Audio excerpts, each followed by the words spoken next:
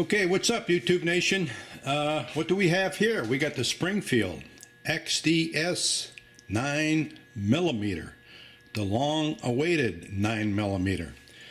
Now, I had the Springfield XDS 45, and I got rid of the gun. I'll explain why in a few minutes here, but I took a lot of flack because that gun, out of the box, within like, hell, 15, 20 rounds, I was getting all kinds of ding marks along the slide here, and I called Springfield and they accused me of gripping a gun differently, but that's neither here nor there. But after all that, I sent a gun back. They fixed it.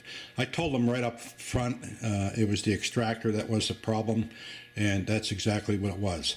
You wouldn't believe the hate mail I got from Springfield people saying, "That's normal, a gun gets nicked up on a slide, my gun's all nicked up from the slide." Well, I don't know what kind of gun this guy had, but if you talk to any good gunsmith, a gun should not be slamming brass into the side of any slide if it's made properly. Usually the problem is with the extractor. But again, I got all these comments, you're just bad-mouthing Springfield. And if you look at my review of that 45, I mean, I gave it super accolades in terms of accuracy. That is one of the most, I'll tell you what, that gun was more accurate than some full-size 45s that I've owned in my life. I didn't badmouth the gun. I was getting failures to feed within the first 25 rounds. That didn't sit well with me. Make a long story short, Springfield fixed the gun, but I got rid of it. The main reason why I got rid of that Springfield is this. This is my opinion, guys. This is strictly my opinion. I don't need any nasty comments. I just don't get along with any gun that has a grip safety. If you looked at if you look at all my videos, I owned the XDM 5.25, and I own in a 45, and I own the XDM 5.25 in a 9mm. I ordered both those guns from Dawson Precision with Springfield custom shop triggers on them. That 45 shot 1-inch groups just about all the time with any good ammo. The 9mm, for some reason, I just could not get that gun to shoot good for me, and maybe it had a bad barrel or whatever, but I mean, typical group for me was 2.5, 3 inches at 25 yards. But again, I'm going to explain to you why I don't like these guns. First of all, when I hold a gun, I've learned to hold all my Glocks what they call a 60-40 grip, and that's how most competition shooters, they shoot competition grips. 60% of the grip is in your left hand. So when I grab a gun, those thumbs should be parallel to each other. Again, if you talk to Rob Leatham, that's how he holds his pistol, or some variants of this. You know, it might be here, whatever. But this is the correct way that I've been told to grip a pistol, and I've been shooting this way a long time. Well, this gun's been cleared. When I do that in my grip, I'm more of a 70-30 grip, because I believe when I want to shoot precise groups, I want to keep that trigger finger as loosey-goosey as possible. So all my grip, or 60-70% of my grip, is in my left hand, which takes away, that trigger will not go off for me, guys, because I'm not putting enough pressure with my right hand. That is the problem that I have with any gun that has grip safeties on them. I don't hate Springfields. I think they're some of the most accurate guns made in the market today. I had no intention of buying this, but I was on Hickok 45's site, and I guess he was one of the first to get one of these guns, and he was shooting it, and he said that Springfield improved the trigger dramatically over the 45. So like a like a dorko, I walked into the local gun shop that I buy stuff from, and he had one sitting there. I said, let me try one of those. So here I am. I'm going to the range. I'm going to do an accuracy report for you guys, and then I'm getting rid of the gun. As long as I keep the round count down, I almost get most of my money back. So I'm doing it for YouTube Nation. I'm doing it for you guys. So quit bad-mouthing me, will you? I'm going to the range. I'm going to shoot 7 and 15 yards with this, and I'll talk to you when I get back. Okay, we got the XDS 9mm at 7 yards. We're going to do a 6 o'clock hold on that target.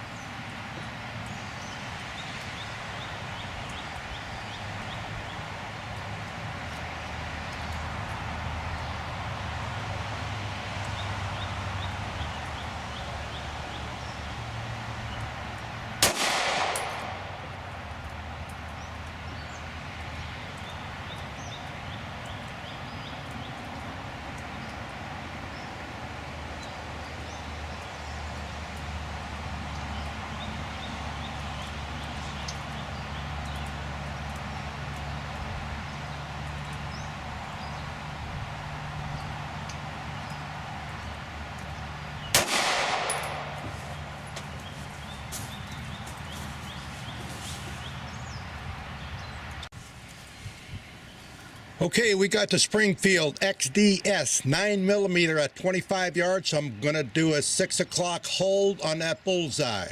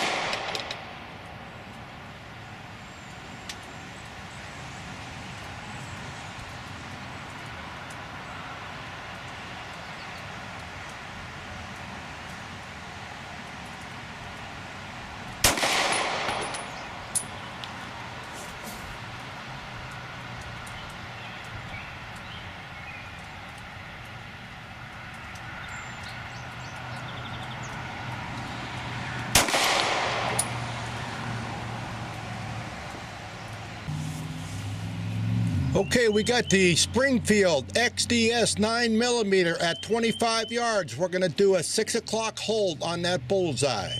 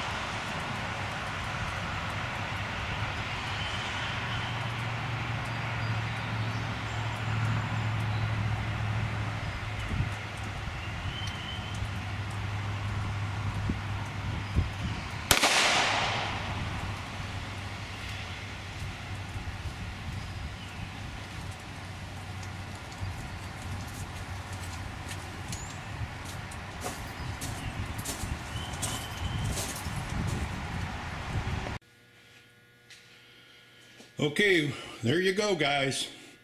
And here's the good news.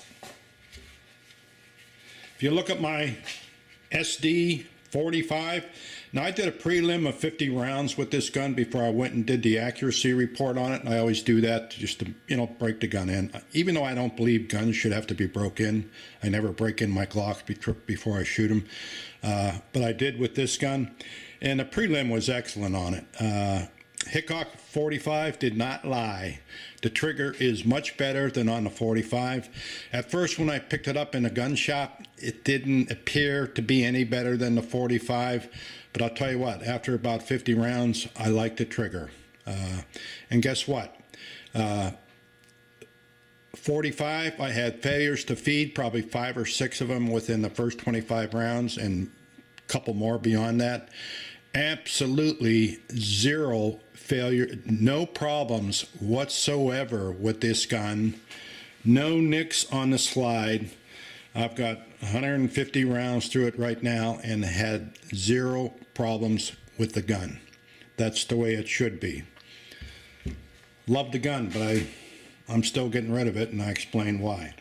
Now, just for you guys to know, this is the ammo.